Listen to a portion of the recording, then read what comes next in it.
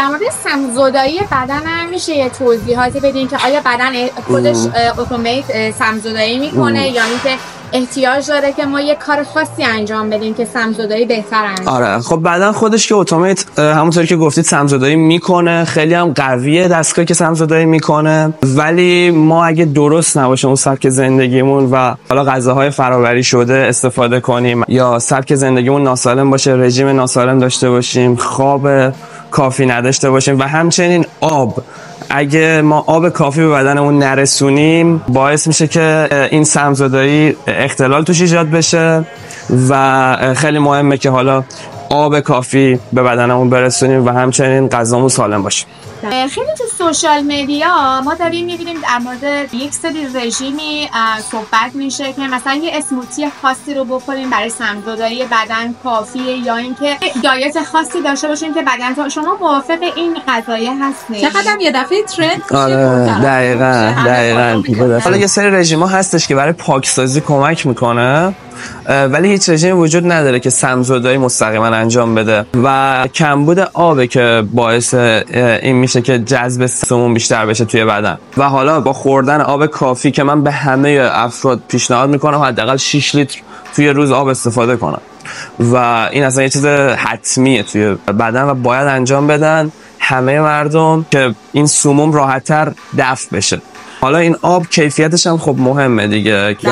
آبی باید بنوشیم که کیفیت کافی داشته باشه. فکر کنم با من موافقی که توی دنیای ورزش هیچ چیزی به اندازه آبرسانی درست بدن مهم نیست. همین الان اشاره کردم مخصوصا بعد از تمرینای سنگین. چیزی که برای من خیلی جالبه اینه که خیلی از ورزشکارای حرفه‌ای و حتی المپیکی به جای آب معمولی از آب با pH قلیایی که ما همراهمون داریم استفاده میکنن و معتقدن که این آب به ریکاوری سریعتر، کاهش التهابات بدن، سم‌زدایی بهتر و حتی عملکرد بهتر بدنشون کمک میکنه.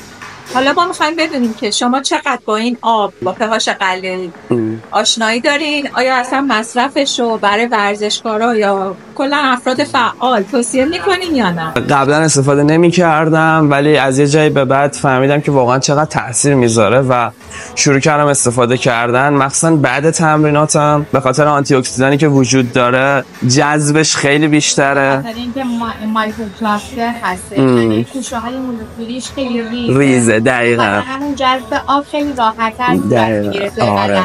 البته ما داریم در مورد آب قلیایی کنگن وادر صحبت میکنیم، نه آبای قلیایی که توی بطری آب میفروشن. دقیقاً آب قلیایی کنگن و همین دیگه جذبش خیلی راحت تره، خیلی بیشتره از آبای معمولی. من واقعا خودم پیشنهاد میکنم که استفاده کنن همه. طبق آبهای قلیایی که داخل بطری هستش به خاطر اون ساپلمنت هایی که داخلش به کار میبرن مثل کلسیوم نه تنها باعث سم‌زدایی نمیشه بلکه باعث میشه که بیماری های مثل ناراحتی‌های کبد و کلیه‌ای خیلی زیاد بشه، چون بدن مجبور فعالیت زیادی بکنه برای دفع کلسیوم زیادی که در این آبها وجود داره و قطعاً باعث میشه که خب سنگ‌های کلیه، ناراحتی‌های کبدی به وجود بیاده. آره واقعا هم جذبش راحت تره و احساس سبکی بیشتری من خودم میکنم با این آب، چون که آب کنگن واتر یکی از بهترین آبهایی هستش که بدون افزودنی خاصیت آنتی اکسیدانی و تمام این خاصیت‌هایی که الان در موردش صحبت کردیم و درش وجود داره. من خودم ورزش که میکردم همیشه بعد از پایان اون روز ورزش، اون تمرینات ورزشی همیشه بدنم پر از درد و اینا بود، تمام عضله‌ها درگیر شده بود. ولی از زمان که در کنگن وادر رو می‌نوشم بعد از تمرینات اصلا دیگه اونجوری نیست، چون التهابات واقعا خیلی به ریکاوری واقعا خیلی کمک میکنه و همچنین باعث سوخت و ساز بیشتر بدن میشه. مرسی از اینکه خیلی ممنون گفتگو شرکت کردیم. ما خیلی ممنون. بریم سراغ تمرین. آره خیلی خوشحال شدم منم در کنار شما و امیدوارم که همه سلامت باشن، سالم باشن. مرسی که تماشا کردید. مرسی خیلی ممنون.